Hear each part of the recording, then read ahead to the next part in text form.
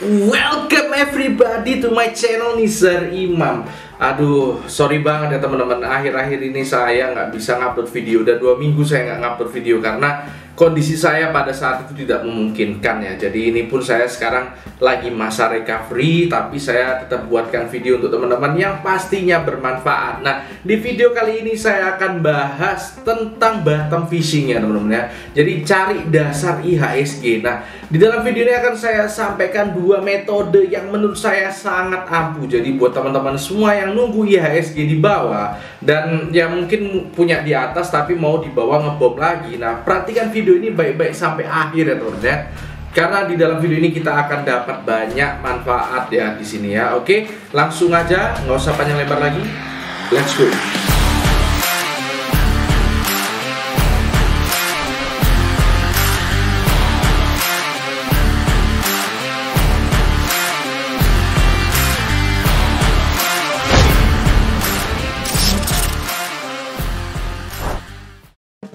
Oke teman-teman, jadi IHSG sudah di 4.414 ya. Ya nggak kaget lah ya, sudah diprediksi bakal kesini. Nah, sekarang pertanyaannya, kira-kira dasarnya IHSG itu di mana? Nah, ini tetap kira-kira ya teman-teman ya. Jadi ini tetap suatu prediksi, tapi prediksinya nggak ngawur ya. Kita akan pakai 2 cara. Nah, yang pertama itu apa? Kita akan bandingkan dengan regional ya teman-teman ya.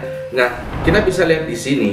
Nah, di sini regional ASEAN itu sebenarnya ada 6 teman-teman. Indonesia, Malaysia, Filipina, Singapura, Thailand, dan Vietnam. Nah, yang kita bandingkan itu apa? Yang kita bandingkan itu tetap adalah pair teman-teman ya.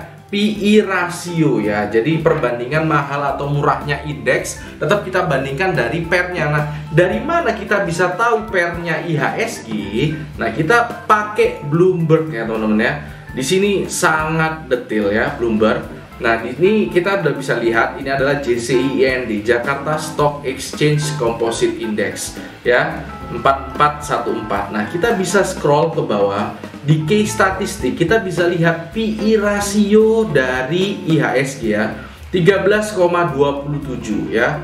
Nah, kemudian setelah mengacu ke data yang sudah kita punya sebelumnya, kalau misalnya ada regional lain ya teman-teman ya, di dalam satu region ASEAN itu ada 6 indeks, kita cari yang lain-lain ya teman-teman ya. Ini adalah STI Singapura, kita cari PE rasionya, kemudian Malaysia, kemudian kita ambil dari Thailand juga, ini PE-nya, kemudian kita ambil Vietnam, PE-nya juga kita catat. Kemudian Filipina terakhir ya, kita catat PE-nya juga. Nah, setelah kita catat teman-teman ya, nah kita masukkan ke Excel seperti ini ya.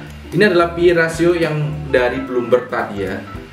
Indonesia, Singapura, Malaysia, Thailand, Vietnam, dan Filipina. Nah, ternyata rata-rata PE rasio itu di regional ASEAN itu adalah 11,89. Sedangkan Indonesia itu masih di 13,27. Jadi artinya Indonesia itu sebenarnya masih cukup mahal ya teman-teman ya. Masih agak mahal jika dibandingkan dengan seperti contohnya Singapura, terus kemudian Vietnam, seperti ini ya.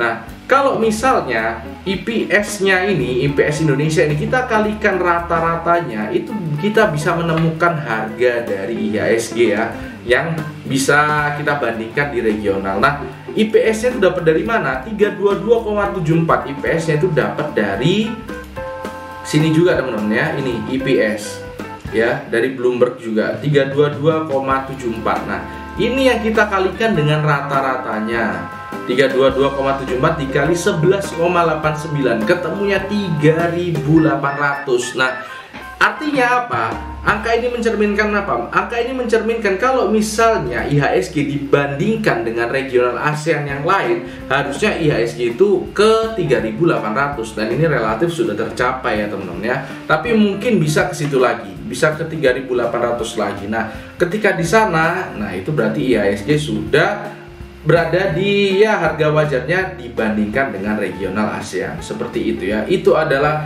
trik pertama teman-teman ya. Nah, trik kedua yang ingin saya sampaikan, ini sebelum kita melangkah ke sana saya ingin ngasih ya pengumuman sedikit ya. Kalau saya sudah ngepost juga karya baru saya yang di traktir.id, ini gratis teman-teman, free teman-teman, cek aja ya. Ini adalah ya tentang bearish reversal pattern double top teman-teman ya, yang kemarin itu muncul di IHSG, dan ini bisa waktu itu menjadi peringatan dini ya bagi saya juga. Nah, kalau teman-teman sudah lihat, mungkin waktu itu saya sempat memprediksi kejatuhan IHSG ya, itu karena ada muncul double top ini. Nah, itu sangat kental dengan pembelajaran teman-teman ya. Jadi ambil manfaatnya, ini free ya, cek traktir.id/NizarImam ya, langsung baca aja di sana. Oke, langsung kita beralih ke metode berikutnya. Jadi metode berikutnya apa? Metode berikutnya kita akan ganti pair yang 13,27 ini dengan pair pada tahun 2009, pada tahun kejatuhan IHSG sebelumnya ya teman-teman ya. Jadi kita bandingkan pada saat itu pairnya terendah itu berapa sih. Nah, kita akan coba mainkan di sana.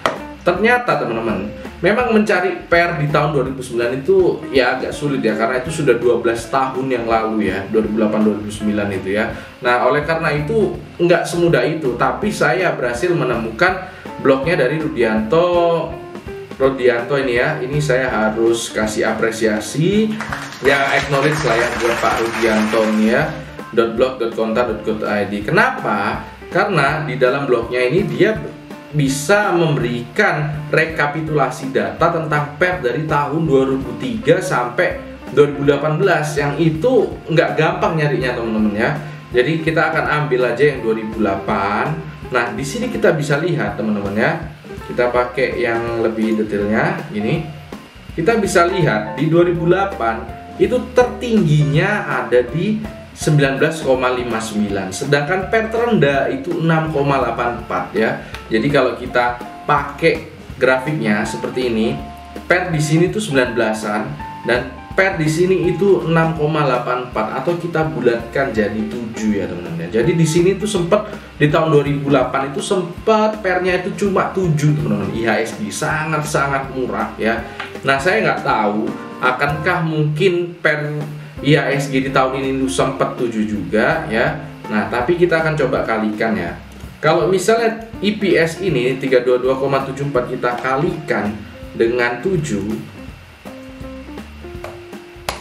nah itu 2259. Menurut saya terlalu dalam ya. Jadi saya ambil moderatnya kira-kira di 10 teman-teman ya. 10 dikali,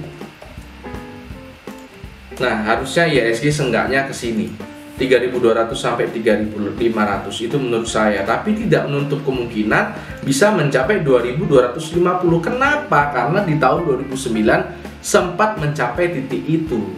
Begitu ya teman-teman ya. Nah, kita bisa lihat lagi di sini sebagai pembelajaran. Nanti setelah krisis ini terlewati, pair IHSG itu bisa meningkat sampai ke angka 20-an teman-teman ya. Ini ya, tertingginya 28, 29, 25. IHSG kalau sudah mencapai di atas 25 itu pairnya bisa dibilang IHSG cukup mahal ya. Tapi memang itu akan terjadi. Jadi kalau teman-teman beli di saat pairnya masih belasan, 10, atau ya kalau misalnya bisa dapat di angka 7 kayak tadi seperti ini di tahun 2008, nah teman-teman pasti akan kaya mendadak teman-teman ya. Pasti akan kaya mendadak seperti itu. Jadi karena ya krisis ini memang menentukan orang kaya berikutnya itu siapa. Jadi teman-teman siapkan bomnya masing-masing untuk ngebom di angka yang sudah saya sampaikan tadi. Kalau pakai trik pertama 3.800-an, kalau pakai trik kedua mungkin agak bisa mencapai di bawah 3.000, tapi saya rasa 3.200 sampai 3.500 itu sudah cukup ya teman-teman. Itu kesimpulannya. Nah, di video berikutnya saya akan menggunakan metode lain untuk mencari bottom fishing tapi di emiten tertentu. Nah, teman-teman komentar aja di bawah mau dibahas saham apa, kita akan coba bottom fishing. Nah, caranya kali ini lebih detail karena emiten-emiten itu laporan keuangannya di tahun 2008 itu masih ada, jadi kita bisa gali ya teman-teman ya. Lebih mudah lah daripada mencari data IHSG. Jadi di minggu ini akan saya posting 2 video nanti di akhir minggu tentang bottom fishing emiten ya teman-teman ya. Jadi sorry kalau saya agak kurang semangat karena memang masih dalam masa recovery ya. Jadi nggak bisa terlalu ya menggebu-gebu, tapi semoga ini bisa bermanfaat ya teman-teman ya. Oke, gitu aja, karena hidup harus seimbang, tetap cerdas dan tetap santai.